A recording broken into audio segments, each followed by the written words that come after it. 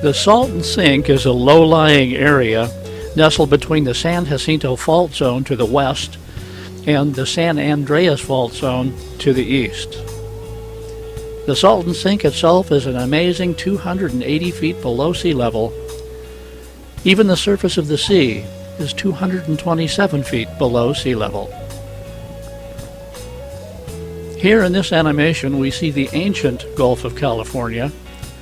At the present day Yuma, Arizona, the Colorado River entered the Gulf.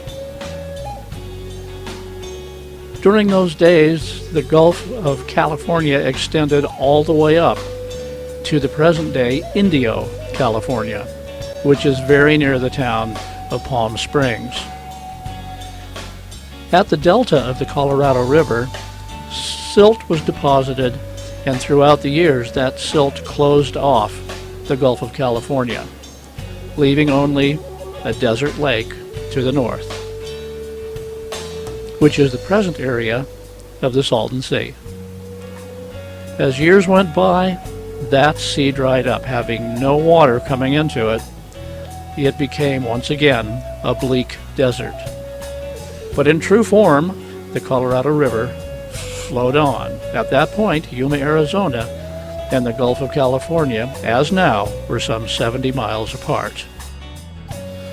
But the Colorado River, once again, changed its course to the north, no longer entering the Gulf of California, but entering the Salton Sink, building another huge lake as it had before.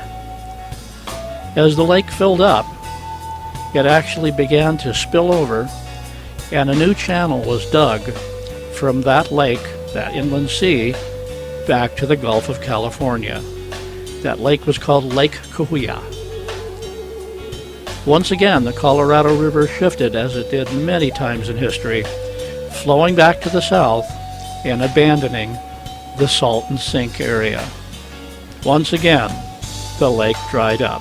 Oh, as if to add insult to injury, the playa, or lake bed, has trapped and sealed off dust and agricultural chemicals not only from the water, but from the atmosphere. Should this sea evaporate, the exposed lake bed would be whipped into clouds of chemical-laden dust, destroying air quality, threatening health, and degrading the billion-dollar-a-year tourist and golf industry in the Palm Springs area. This is not a situation where small fixes or incremental steps are going to get the job done. What we need to do is something probably unprecedented, which is to use engineering skills and ideas to restore a body of water that is in badly need of help. There are three basic problems at the Salton Sea.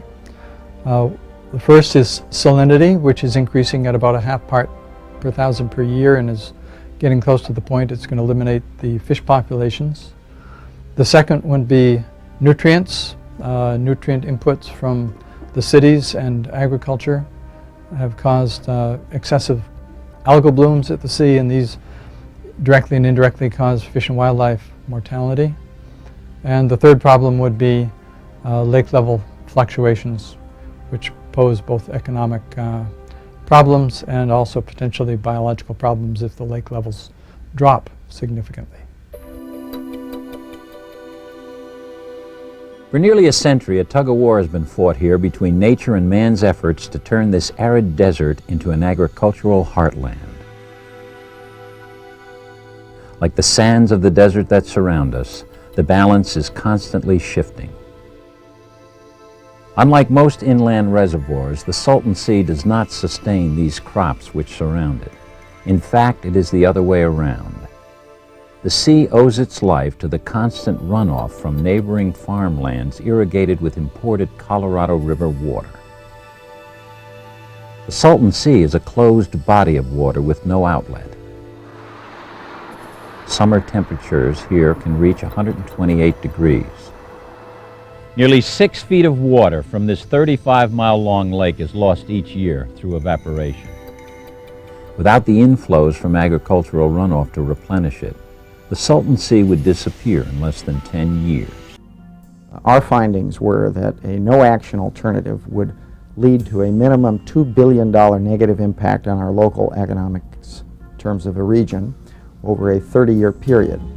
At the same time, that if we were to have an aggressive approach to restoring the sea and increasing the use of the sea, that on a very conservative basis, that we would enjoy a $5.5 billion windfall in terms of the economics over that same period of time.